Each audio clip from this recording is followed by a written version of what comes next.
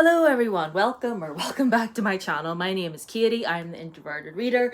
Today's video is gonna be, it's very warm, the mid-year freakout tag.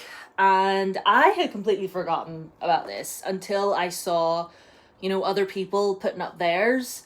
It was actually Jesse the Reader. Jesse the Reader put up his and I was like, oh yeah, we're in June. Oh yeah, we're halfway through the year. Hello Spiral, how are you? And yeah. I then realized, oh yeah, we're halfway through the year. How are we halfway through the year? Honestly, and will this heat wave ever relent? So yes, speaking of the heat wave, I have windows open here and a window open over here. So if you can hear outdoor noises, dogs, children, cars, maybe the occasional rumble of thunder because we had a couple thunderstorms this morning. Don't be alarmed. It's just, scared the daylights out of me too. I was just sitting in here watching Brooklyn Nine-Nine and then it was a huge, biggest clash of thunder I've ever heard in my life. Scared me, but I have the questions for this tag written down here. So let's just get into it because I've already wasted enough time. So cheers your health. Be sure to hydrate.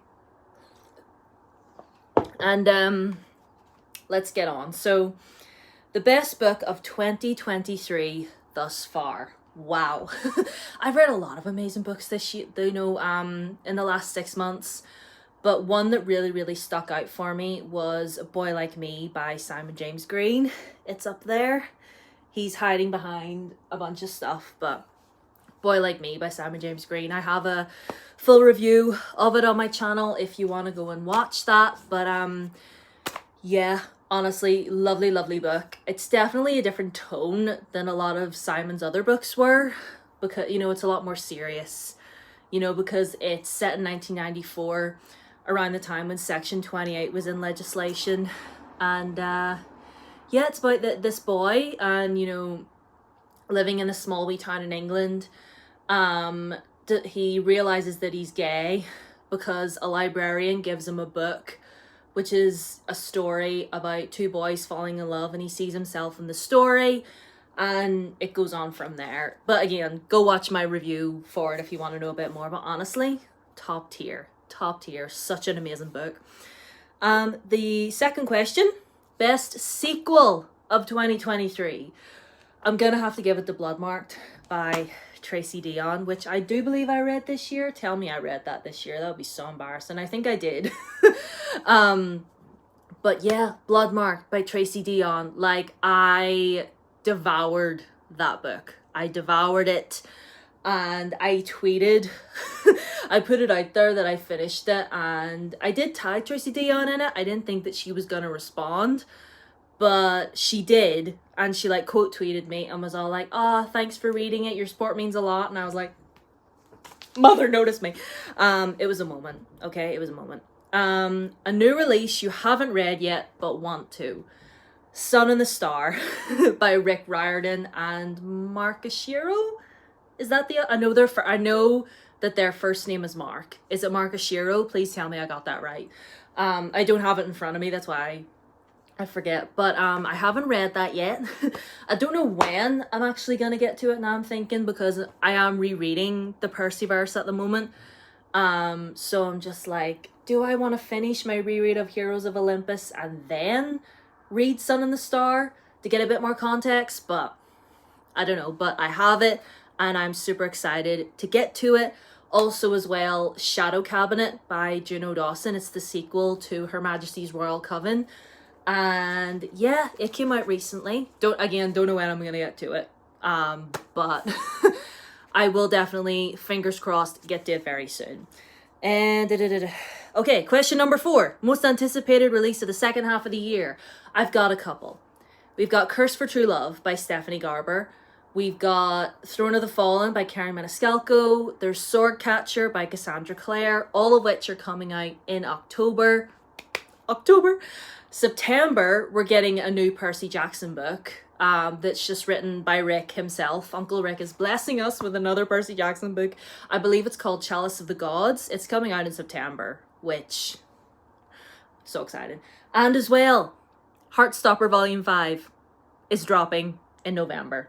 Like, I don't know. Someone told me that we were going to get that in February, which is why I reread all the other volumes. But that was a complete lie. So the last time I listened to any of you. So, but that's coming out in November, which so excited about. And I have pretty much all those books pre-ordered. I know, I'm insane. Biggest disappointment. My biggest disappointment, wow. If you watched my review for TJ Klune's latest book, then yeah. Listen, it's not a terrible book. It's not terrible. I just didn't enjoy it as much as I was hoping to, and it just kind of let me down a little bit, which, you know, is fine. It's not like a huge disappointment because there was things about it that I liked, but for the most part, I was just really bored, son. I was just, yeah. We'll just not talk about it anymore. Biggest surprise? Oh my word.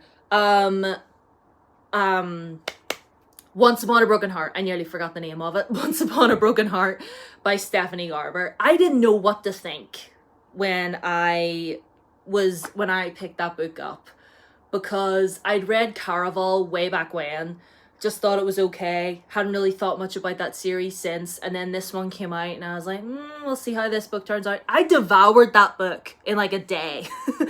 And I immediately got the sequel and devoured it. Like, they're so good.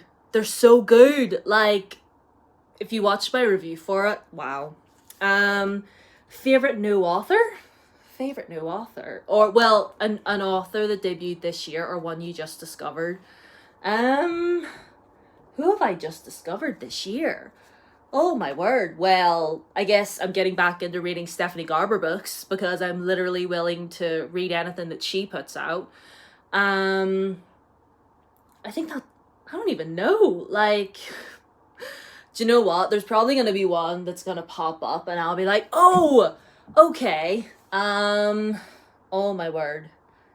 Do you know what? I think Stephanie Garber might be the only one. Even though she's been around a while, I'm fully willing to read more of her books if she's going to be coming out with anything else after this trilogy's done.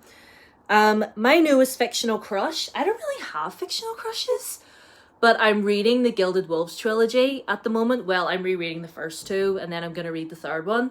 But Enrique from that series is a sweet, precious boy, and I will protect him with everything in me. Newest favorite character? Newest favorite character. Do you know what?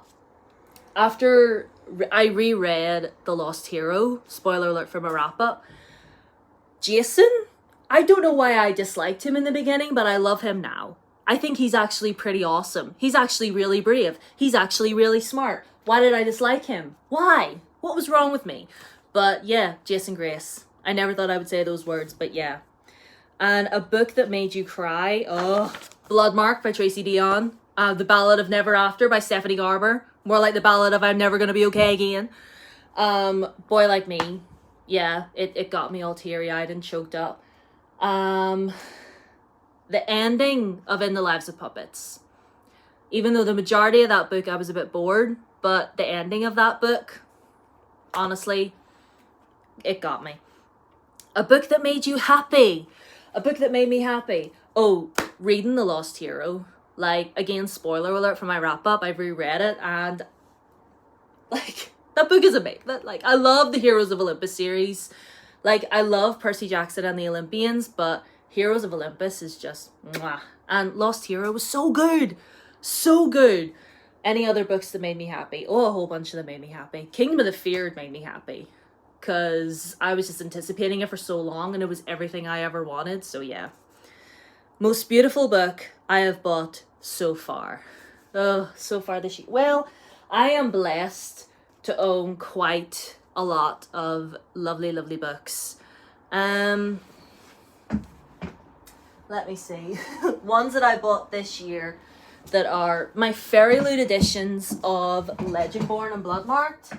Do you know what? Let me get Legendborn out so you can see. No, not that one. Hold on. Yes, my Fairy Loot editions of Legendborn. Look at that stenciled edge. Look at that stenciled edge. Look, at the cover art. Look at the cover art underneath. Look at the actual book itself. Are you kidding? Are you kidding? Gorgeous! Absolutely gorgeous. That messed up my shelf. But we'll just slide that back in there. Slide that back in there. And yeah. That was a struggle bus. But yeah, my Fairylade editions of those two. And my copy of In the Lives of Puppets, which is over there, has a lovely stencil edge. And what books do you need to read by the end of the year? All of them, Mary. I answer that same way every single time. You know, there's books that I want to reread because like sequels of them have come out. So like the Beautiful series by Renee Ahdieh, I do need to reread those, but I don't know if that's going to happen this year. But I want to keep on my reading for Heroes of Olympus. I want to, you know, I just want to read all the books and be happy. That's all I want. So anyway, that's it for this tag. I hope you enjoyed my messy video. All my socials are down below as always. Twitter, Instagram, TikTok. Speaking of Twitter, I put up a poll for our Introverted Reader Book Club pick for July. So hop on over to my Twitter and have your say in that little, have your say over there. And yeah, subscribe if you haven't already. Ring the bell. If you're new, I would love for you to subscribe because I really want to reach 300 subscribers. That would be awesome. So stay well, stay safe, and I'll see you in my next video. Bye.